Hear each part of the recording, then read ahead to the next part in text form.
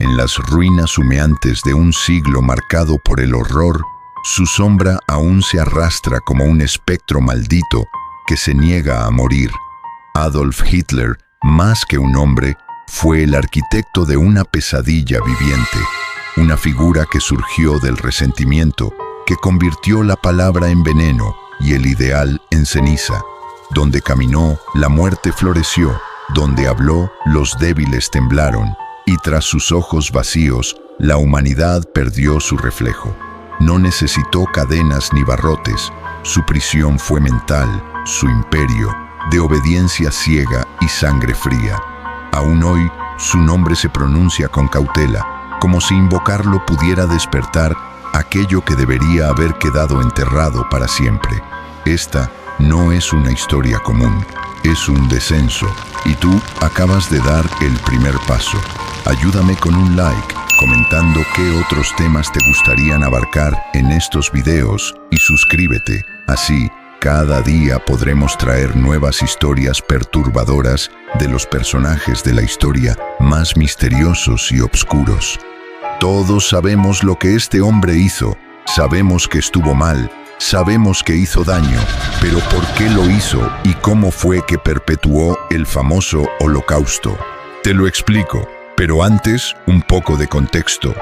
Nacido en una casa gris de un pueblo perdido en Austria, Adolf Hitler vino al mundo el 20 de abril de 1889 como un niño más, débil, insignificante. Pero dentro de él, algo crecía como un tumor silente, una mezcla de frustración, odio y delirio de grandeza. Hijo de un padre severo y una madre enfermiza que idolatraba, pasó de la pobreza al rechazo, primero por el arte, luego por la sociedad. Viena lo escupió y en las calles aprendió a culpar a los judíos, a los débiles, a la democracia. Cuando el mundo estalló en guerra, encontró su propósito entre trincheras fangosas y cadáveres sin rostro. Y cuando Alemania cayó, su sed de venganza despertó. Lo que siguió no fue política, fue una mutación del alma, del niño frustrado, al dictador que envolvería a Europa en una niebla de fuego, ruinas y silencio. Esta no es solo su historia, es el eco de una advertencia que muchos, aún hoy, eligen no escuchar. En su juventud, Hitler no era más que un rostro anónimo entre la multitud gris de Viena. Pobre, solitario, rechazado. Vivía en albergues para indigentes, alimentándose de pan duro y sueños rotos. Allí, en los rincones húmedos de bibliotecas públicas y cafés oscuros, empezó a forjar su odio.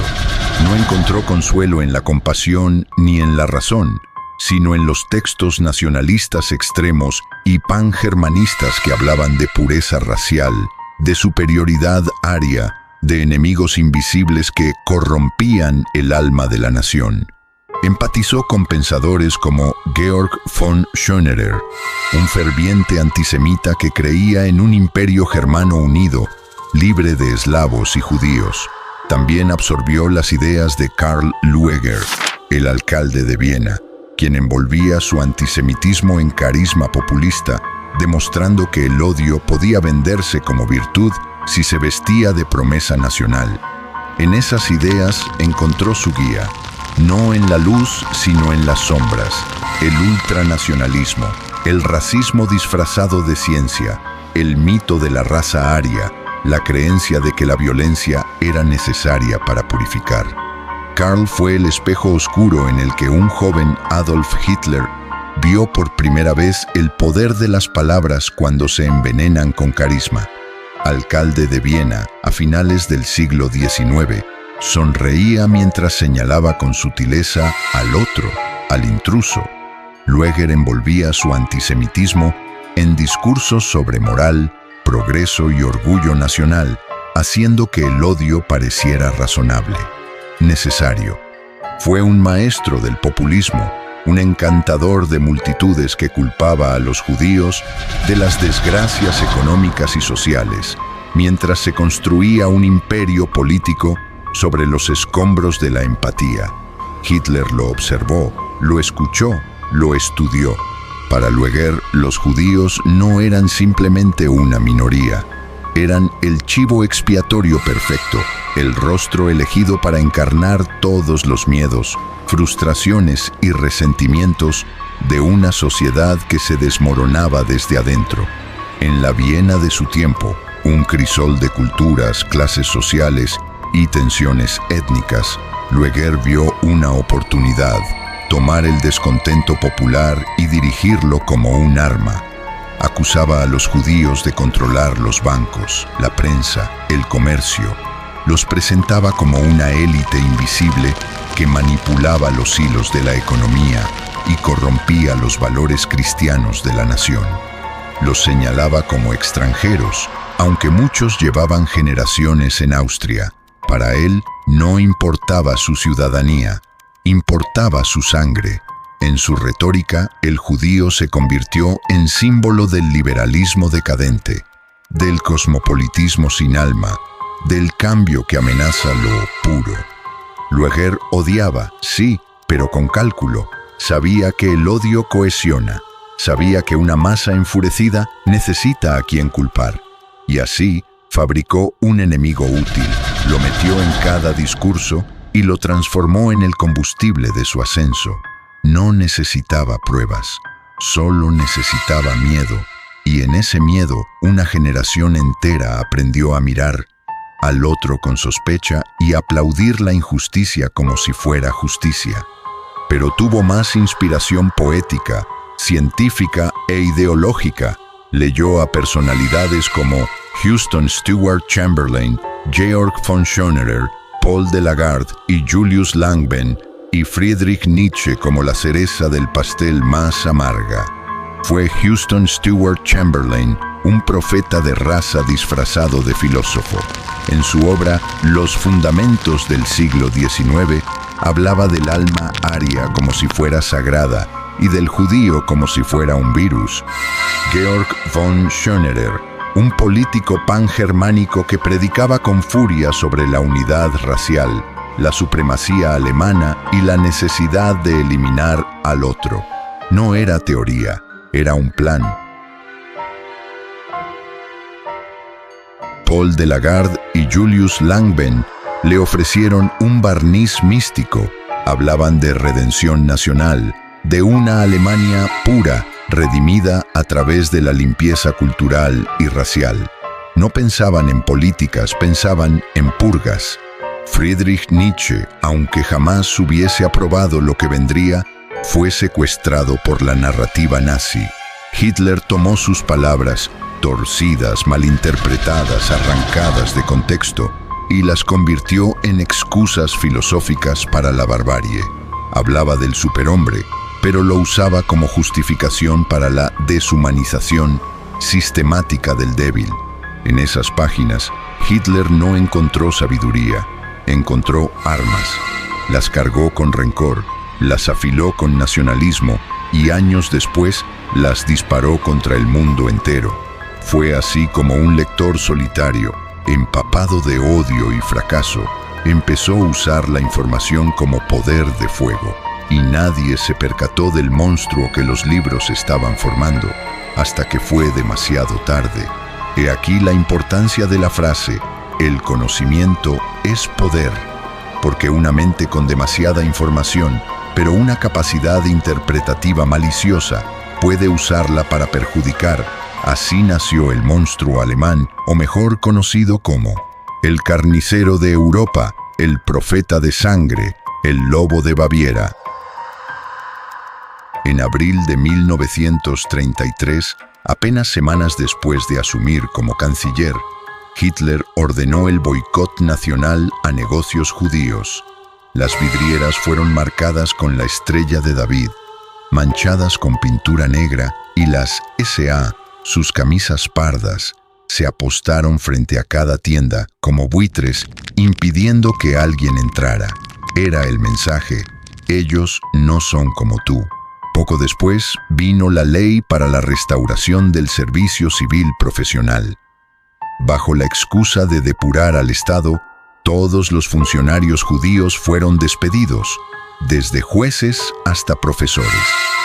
pensamiento, la justicia, la educación, estaban siendo desinfectadas de lo que él llamaba la influencia judía, y luego el corazón del país, la cultura.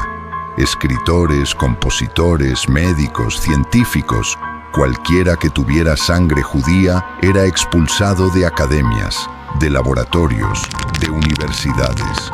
Los libros fueron quemados públicamente en pira simbólica. Hay muchas películas que hablan de este hecho, como la famosa Ladrona de libros, El pianista, La lista de Schindler, La vida es bella. En la sombra profunda de la historia, donde el odio se enreda con la ignorancia, la creencia en la superioridad racial no es un mal aislado, ni un monstruo que nace de la nada. Es un eco oscuro que resuena en distintos rincones del mundo, adoptando formas distintas, pero conservando el mismo veneno. Así como en la Alemania de Hitler, el odio se convirtió en ley y la pureza en excusa para el exterminio, en Estados Unidos esa misma sombra se extendió bajo el yugo invisible del racismo institucionalizado entre blancos y negros, dibujando un paisaje de segregación y violencia. Allí, en las tierras del sueño americano, la supremacía blanca se impuso como un dogma no escrito, pero letal. Leyes Jim Crow, barreras invisibles y visibles, cadenas legales que condenaron a generaciones negras a vivir como ciudadanos de segunda clase, a habitar mundos paralelos donde el miedo era moneda corriente y la dignidad un lujo negado. La piel, simple pigmento, se convirtió en sentencia y el cuerpo negro en objeto de vigilancia, opresión y brutalidad. Al igual que en el Reich, la narrativa del otro como inferior sirvió para justificar la segregación, la negación de derechos básicos y la violencia sistemática. No fue solo una cuestión de prejuicios personales, fue un sistema entero erigido para mantener el poder en manos de unos pocos, una maquinaria legal y social que deformó el tejido humano hasta hacerlo casi irreconocible. En ambos casos, el racismo no fue un accidente, sino un proyecto consciente.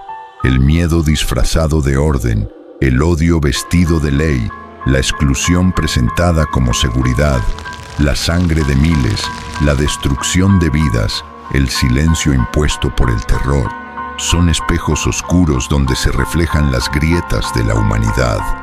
El odio, el holocausto, en realidad no acabó, en cambio, parece que se extendió y hasta la fecha, esa lucha continua, lo podemos ver en los arrestos injustificados como el caso de William McNeil Jr., quien este año tuvo un arresto violento y desproporcionado.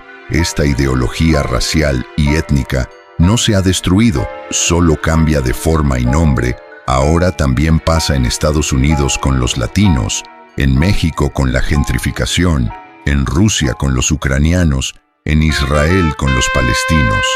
Estamos al borde del colapso social y el caos.